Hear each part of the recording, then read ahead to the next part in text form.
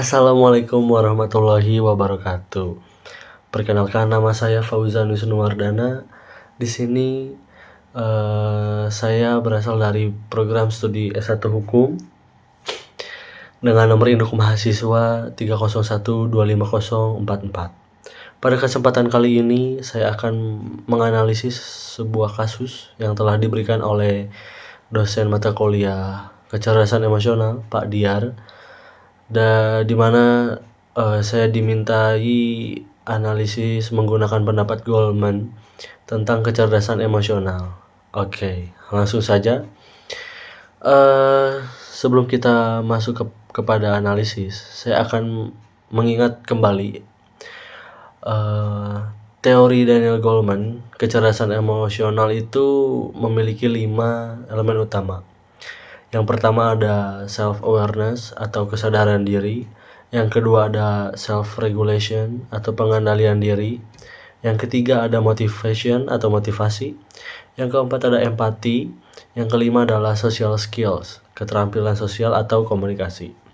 Nah, kelima aspek ini harus digunakan seorang pemimpin ketika memberikan kritik, terutama dalam situasi sensitif seperti pada kasus tersebut. Oke, langsung saja kita menganalisis kasus itu menggunakan teori Daniel Goleman tentang kecerdasan emosional. Oke, yang pertama ada self-awareness, menyadari emosi diri sebelum kita berbicara. Dalam kasus tersebut, wakil presiden langsung melontarkan komentar bernada sarkastis, teman-teman. Contohnya, berapa lama kamu lulusan perguruan tinggi? Spesifikasinya ini tak bermutu. Saya takkan menyetujuinya. Begitu teman-teman katanya.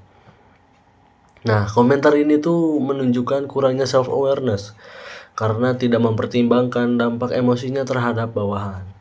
Nah, yang seharusnya dibicarakan tuh wakil presiden perlu menyadari kondisi emosinya sebelum berbicara. Jika ia sedang stres atau kecewa, ia harus menahan diri agar tidak melontarkan kritik yang melukai harga diri bawahannya. Nah, dan contoh kalimat yang tepatnya ya menurut saya seperti ini. Terima kasih atas presentasinya. Ada beberapa poin yang menurut saya perlu dibaiki. Nah, itu saja sudah cukup sepertinya. Nah, lalu yang kedua ada self-regulation atau mengontrol cara menyampaikan kritik. Nah, komentar sarkastis, merendahkan dan diucapkan di depan banyak orang justru merusak motivasi tim itu, teman-teman. Nah, ini adalah contoh buruk dari self-regulation. Nah, sebaiknya dijauhkan dah. Dan yang kalimat seharusnya itu ada kritik disampaikan dengan tenang, tidak emosional dan tidak menyerang pribadi. Nah, itu seharusnya tuh seperti itu, teman-teman. Jika perlu memberikan kritik berat, lakukan secara empat mata, bukan di forum publik. Jadi panggil orangnya, ngobrol secara empat mata.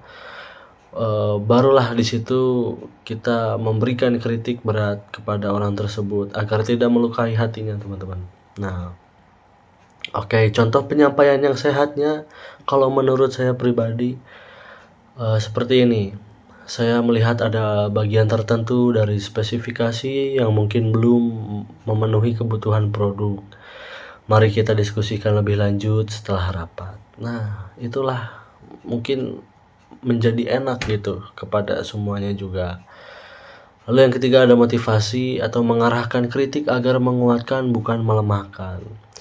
Dalam kasus tersebut, kritik wakil presiden membuat insinyur menjadi patah semangat selama 2 minggu dan hampir mengundurkan diri.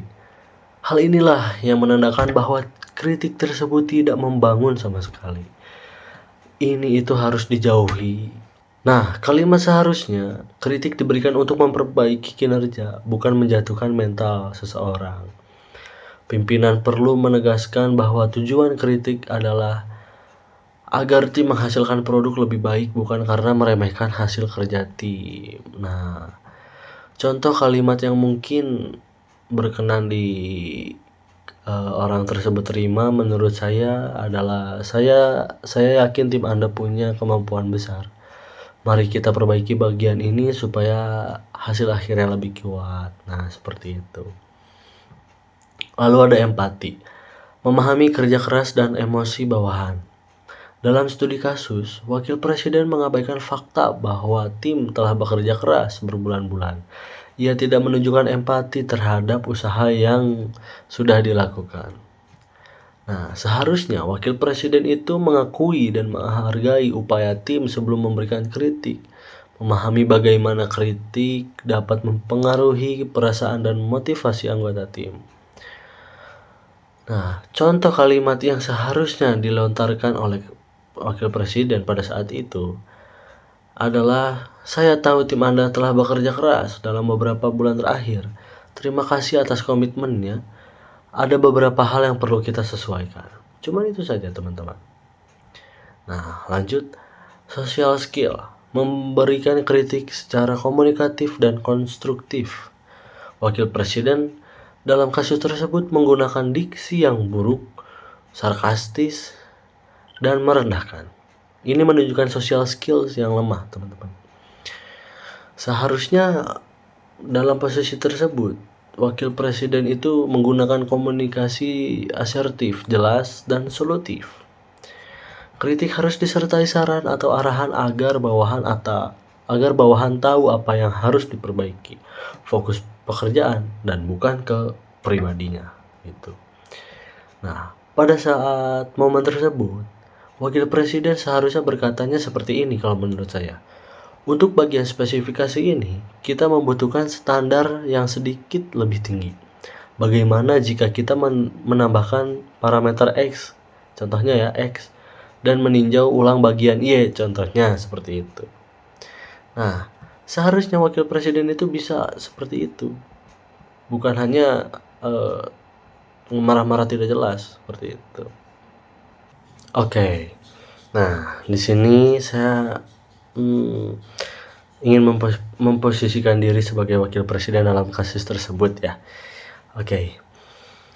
Jika saya berada pada posisi wakil presiden pada saat itu, saya akan menggunakan prinsip kecerdasan emosional menurut Daniel Goleman dalam memberikan kritik. Kenapa saya melakukan itu? Karena 5 elemen dasar kecerdasan emosional menurut Daniel Goleman itu seharusnya menjadi dasar bagi setiap orang dalam memimpin. Seharusnya seperti itu dan seharusnya mereka juga udah tahu. Nah, yang pertama, saya harus memiliki self-awareness, yaitu menyadari emosi saya sebelum bicara. Jika saya sedang stres atau kecewa, saya harus memastikan bahwa perasaan tersebut tidak mempengaruhi cara saya berkomunikasi. Nah, seperti itu. Salah satu contoh pengaplikasiannya pada saat kasus tersebut. Yang kedua ada self-regulation. Saya harus bisa mengkritik orang tersebut dengan tenang, jelas, dan tidak emosional. Bahkan jangan sampai saya mengkritik orang tersebut sampai melemahkan mentalnya. Oh, itu tidak boleh, teman-teman.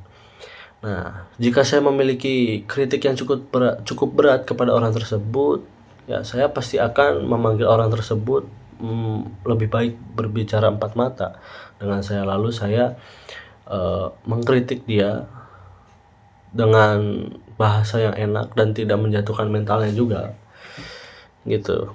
Nah, lalu ada empati.